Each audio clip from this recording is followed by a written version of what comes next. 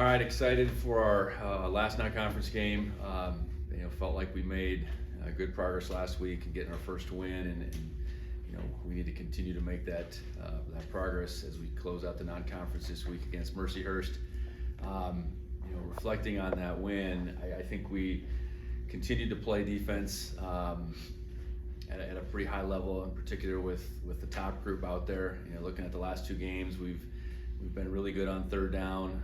We've hardly let up any chances in the red zone in the regulation of the two games. I think we've been fundamentally sound. We've tackled well. We've made the quarterbacks one-dimensional, I think, to a certain extent. So that's going to have to continue. I think we have a standard on defense that we want to continue to strive for, and I think we're making some steps towards that. I think offensively, that was a game where we knew we would have to throw it effectively, throw it efficiently, and we did that. I thought getting our run game going was a little slower than I would have liked, but I think ultimately we got that going, and the way our short passing game, our RPO game, and our run game are all going to complement each other. I think that starting to take shape on Saturdays. Justin's efficiency was very high, and he did bounce back from the one turnover very well, with following up with a 2-minute drive. So, I think it was a step forward as a team. I think in the special team side of things, we only punted twice, so that certainly helped. But we had an edge as far as just that net punt side of things goes. The tackle got one good return in there. We still got a bunch of improvement to make, and we're not going to make it all in 1 week here, but another week, another opportunity to play a good opponent. I know we played Mercyhurst last year as a relative unknown. I think when they showed up, I think we felt like there was definitely talent on that team, and I think they've continued to take some strides there, as this is just their second year in the FCS. They've played 2 FCS teams in Youngstown in Sac State, relatively tough. Held a lead into the second half against Sac State before that kind of got away from a lot of the same components as last year. Obviously, same head coach. He calls the defense, same offensive coordinator, same quarterback. But it continued. I think a group that continues to get better as far as how they're playing on the field and how they look, and they're certainly going to be familiar with making the trip out here and playing in our stadium. So excited for them to get out here, and excited for another opportunity that our guys will have. And good week of practice will have to be a part of it. And I think we've been able to stack a couple of those weeks up now, and I think our guys are getting into that routine that they need to be in, and how the weeks need to work, and how the preparation needs to be at the forefront of our ability to play well on Saturdays. So with that, I'll open it up for questions. You mentioned on Saturday that just wanting to come off the ball more with the offensive line, and also they're stacking the box, causing some problems. Anything else on film that you saw that maybe contributed to the slow start with the running game and then the improvement later? Yeah, well, I think San Diego's defense by nature, and putting the extra hat up there, they're going to have that guy be the unblocked guy, and that might be a 3-4 yard gain. So those plays here and there, you're going to have to be okay with. And then ultimately, Julius's touchdown was similar in the fact that the unblocked guy was right there, and we were able to, break out and have a big gain. In the midst of that, though, there was a few plays with communication, communicating so everybody's on the same page, I guess. And then, I think there was just a few things fundamentally that we didn't do well. And then it felt like, at least for Coach Smith, I think every time we did, get the ball out in the perimeter on an RPO, those were the plays we really blocked up well. I think that's the way it goes sometimes. We're a group that's gaining experience, working together, so that's where that communication piece needs to continue to improve. I think just fundamentally and really being able to strain and play with proper pad level. I think there's room for improvement there. Really pleased with how JT's played. Getting transition to center. when he did. It was a week before the first game. He played a little bit during spring ball. So really been pleased with that. I think Titan continues to, show that he can play wherever we want to put him. He's done a good job at guard. And, the other three guys, we have 2 redshirt sophomores and a redshirt freshman that I think their capacity to continue to find a higher level, a more consistent level is just kind of where we're at.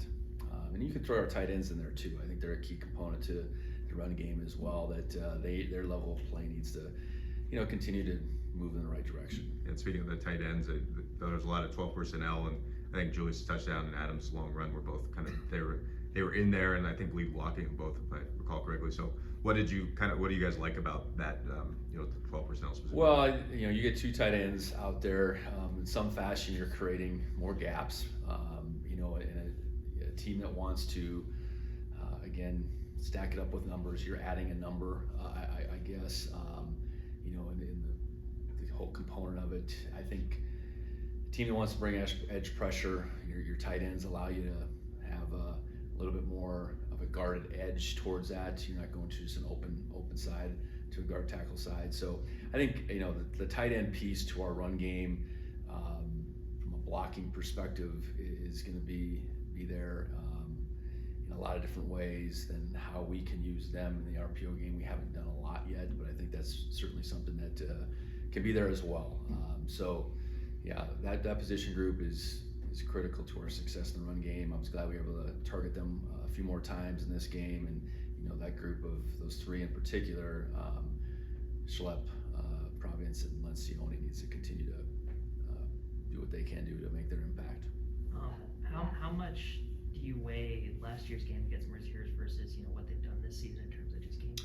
Well, I think you certainly, that's a starting point.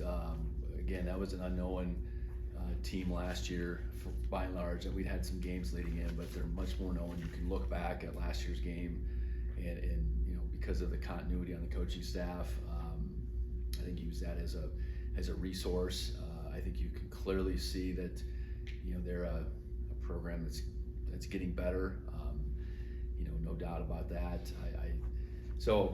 And also I think the fact that we played them, they've had these games. I think our level of respect for what they're becoming, I think has to be there. It can't just be about last year's games. I think this year's games got to show they're an emerging program that, again, I felt like last year, as far as just pure talent, I mean, they were a team that you could see they got some guys, and it appears they have a few more guys this year. Last week you said that this team could either have panic or urgency. How did you kind of see them own that urgency route that you wanted them to have? Well, I think it shows up in how we go about our business on a daily basis, and then I think on Saturday, what you want to see is guys just doing their job.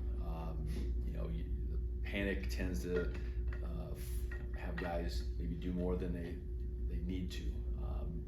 And I thought, in particular, how we played defense, it was a group of guys doing their job, which sometimes isn't, free a guy up to make a lot of plays, but it's freeing someone else. It's not allowing the big play. It's tackling well because we have proper leverage. So I think that's where it reflected on game day. I think during the week though, it was a pretty business-like approach. And you see a team that I think still very much believes it can become more, as opposed to the thought of what are we going to do now, and really being able to live in the moment of one opponent in one game is probably the most telling thing. We're 3 games into the season. We can't be concerned about anything beyond just the 4th game. Looking at Mercyhurst's offense, I know some similar pieces to last year. Anything that stands out from the first couple of games for you?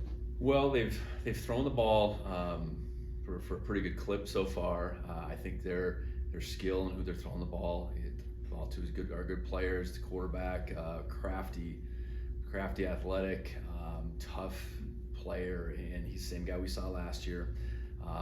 In the 2 losses, they haven't run as well as I'm sure they would have wanted, because it appears to me they want to run the ball, but they've been able to find a way to move the ball in all 3 games. Youngstown, I thought they moved it kind of up and down. They didn't find ways to score. They were creative in some ways to score the football the other night against the Sacramento State, and so they're a dangerous offense. A lot of elements to it. With an athletic quarterback, there's a run component that he has. There's certainly an RPO piece that with the receivers they have down the field that can hurt you. So we want to make any and every team one-dimensional. So it starts with us being able to stop the run, but we also have to be able to defend the quarterback run, defend him getting out of pocket, and defend the RPO game too. So there's a wide-ranging amount of things we need to defend in this game, and they can do it. I think one way or the other.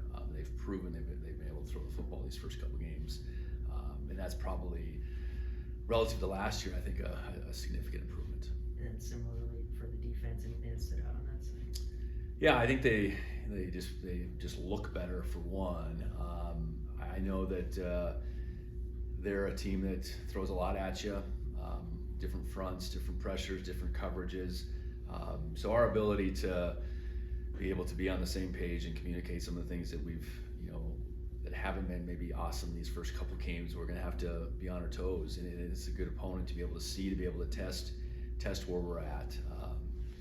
And I think, I don't know how good Youngstown is necessarily, but they gave Youngstown fits, and they gave Sacramento State fits for quite a while in that game on defense. So we're going to have to play well on that side of the ball, and ideally for us be able to be on the same page as much as we can, and be as consistent and efficient as we can, and that'll be the mark of success on Saturday. Our ability just to be, I think it's simple as are we being efficient? Are we staying out of second and long? Are we, our third downs becoming third mediums, those type of things, and if we can do that, I think we'll have the success we want.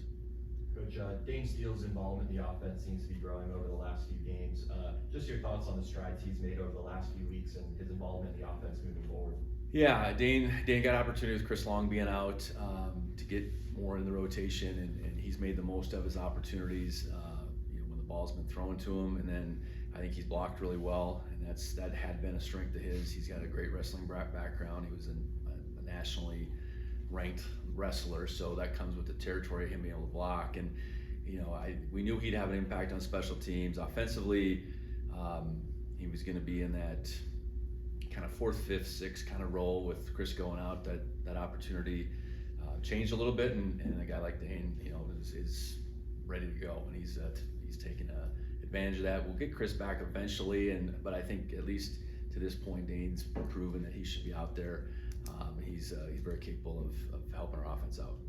You mentioned the blocking from him. Ryan had some nice ones as well. How did you just feel about the wide receiver blocking? It's critical. The more we're trying to get the ball on the perimeter into their hands, their ability to help one another is a big piece to it. And I think we felt like Ryan King was a really good blocker last year. Probably went unnoticed quite a bit, but that was he's a big, strong guy to contend with. So taking pride in that, and then the whole group I think is deserves credit. I know on Taco's first touchdown, it was really Taco stays on his feet, but it's Ryan and then Dane hustling in that allows him to finish that off. And we don't have a whole host of long runs quite yet, but ultimately those long runs are a lot of time because of those receivers just not quitting, hustling, playing to the whistle. So something we take great pride in, and I think those guys are doing a good job at this point. You had Julius and Adam on the field a couple times in that game. What was kind of maybe the thinking behind that, and how'd you feel like it went? Well, I think developing different packages with those two on the field, because they're obviously both capable runners, but they're both capable blockers, and they're both capable pass catchers. I think the more we can expand upon a two tailback system, so to speak, meaning it might not, in one game it might just be a couple plays, but over the course of 3, 4, 5 games, what does that look like? Maybe being able to put them in different positions, I think is the ideal. It just gives the defense obviously more to contend with, and that package of plays I would see just expanding over time. Going off that, Coach, when Jared White came in, he performed pretty well. Had one play, broke like 5-6 tackles. What do you think of his performance, and do you think he makes some looks with the ones going forward? Well, I think in Jared and Colson, we are very deep at that position.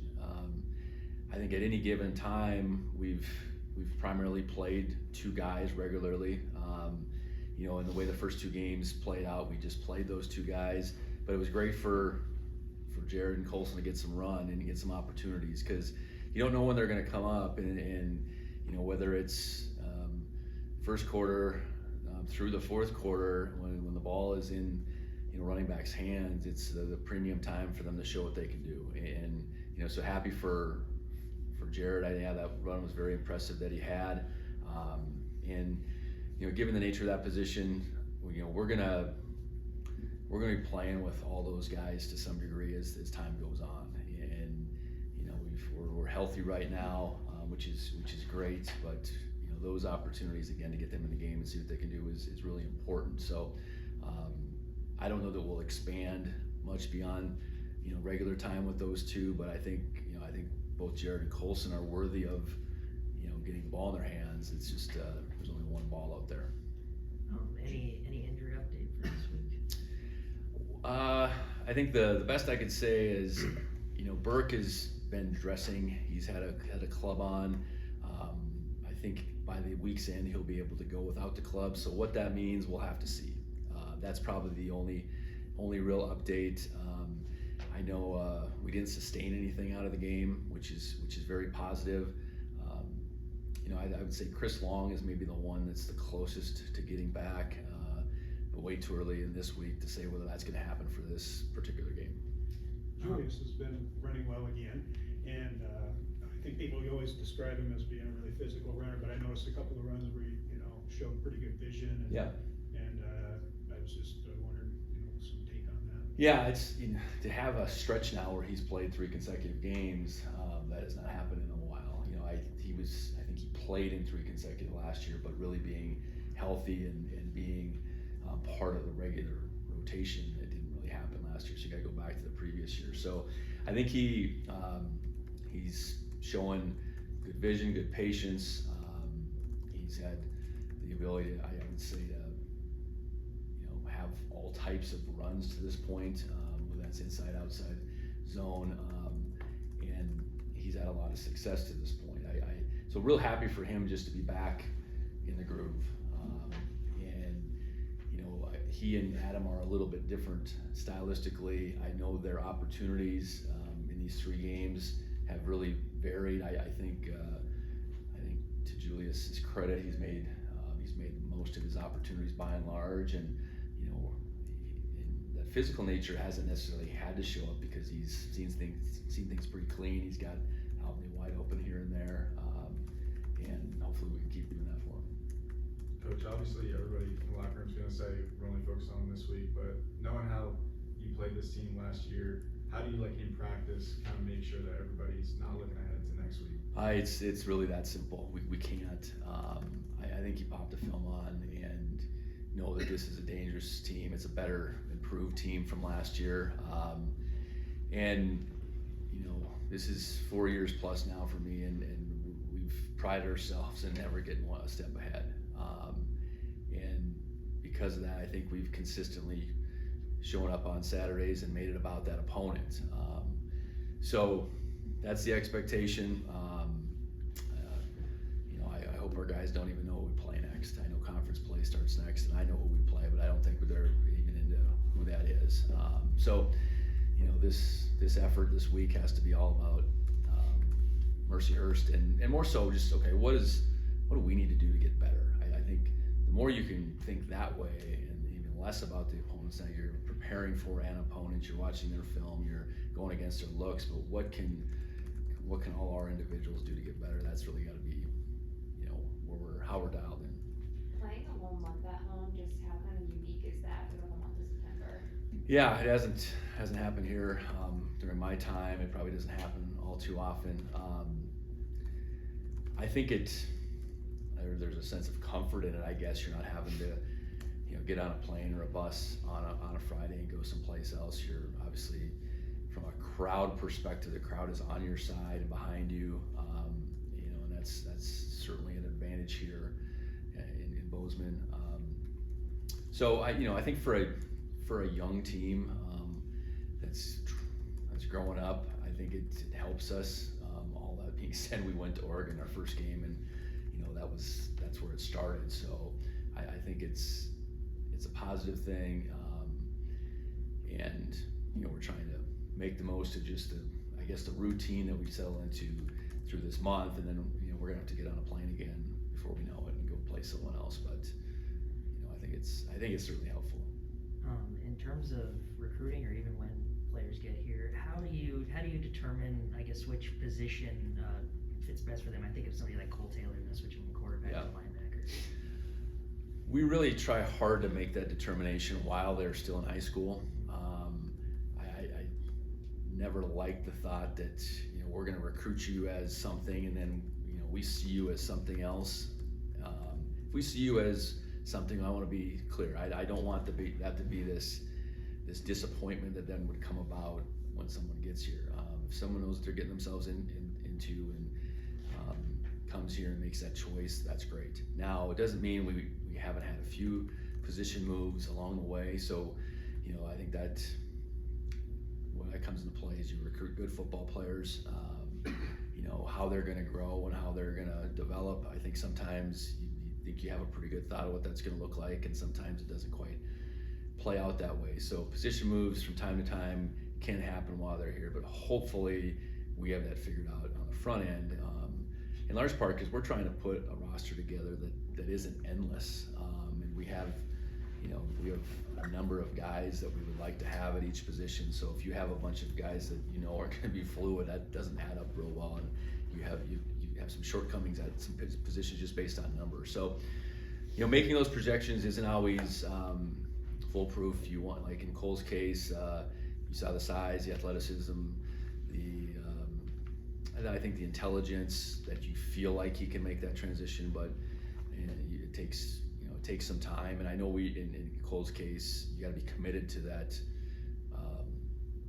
transition, and not think it has to happen too soon. I guess that's maybe just having a relative timeline, a plan for development. I think is always a piece to those decisions we make. In terms of having that quarterback experience, I think of several guys: Nolan, Ty, Cal, Zach, Ethan. Do you see any similarities or traits that they can bring from playing quarterback to defense, maybe? Well, I think absolutely. And you got to look and say a lot of high school programs are going to put their best player at quarterback, and that takes them away from defense entirely, like it did it with Cole, or someone's doubling up. I think that's just a piece to it, and we want to recruit the best football players. I think most of those guys that have played quarterback, or a good chunk of them, are from Montana, but they're not all, because Ty Okada would be one I know that was from out of state, and there's more than that. But so talk about good football players, so kids playing quarterback, and maybe here's why he's playing quarterback. I think the intelligence piece, the leadership piece, being able to perform under pressure, I think that comes with the territory of quarterback probably more than any other position at any level. So I think you flip that over to defense, and being able to be a decision maker, being able to communicate isn't something new to this kid that's played quarterback now. The language and what they're communicating is maybe different, but I think there's some elements that translate. It's that aspect for sure, but then how they're going to tackle. I think, was that quarterback willing to be physical when he could be physical? I think that's something that's maybe left for chance a little bit, but there are a lot of things that do, I think, carry over, and going back to, hey, this is just generally speaking one of the best football players on any one of these teams. And then I know a lot of coaches emphasize want to play multiple sports kind of recruiting. Is there any emphasis on maybe having the experience playing multiple positions, offense and defense? Yeah, for sure. Yeah, we talk about multi-position, multi-sport. That really goes for just about any position. I know when you can see them on the other side of the ball, that is a real added value. And if they're not, okay, why aren't they? And some of it's just, coaches are going to be too platoon. They're just not going to do it. Some of it is they certainly want to protect a quarterback. But if a guy's capable of playing both sides and does it, it gives you that that much more to look at. You know, we think of running backs that play both ways. There's a lot to be said for that. You know, receivers and seeing how competitive they are, and if they're getting a chance to play DB, what does that look like? And the same goes for, you know, defensive guys that are getting flipped over and playing at least some aspect of the offense. They might not be a regular offensive player, but you know, when things are on the line, they're going to be out there. They're going to be returning kicks or whatever. So yes, the multi-position piece, while it might not be in a young man's control, if he's out there on both sides of the ball, it means a lot to us. How reassuring was it for you to see the offense get on the roll, got on after the interception? I think probably the best kind of roll you've been on all year. Yeah. You look at the last sequence before the half and the first two drives, and doing it all kinds of ways. I thought, you know, I made mention that Justin just situationally, I think played a really good game. Didn't try to force things downfield. You know, when we did have a few second and longs, we got ourselves into third and mediums. I know we picked up a couple fourth and shorts along the way. I think just continuing to find ourselves and knowing that, you know, we can be a lot of things, I think is the biggest thing.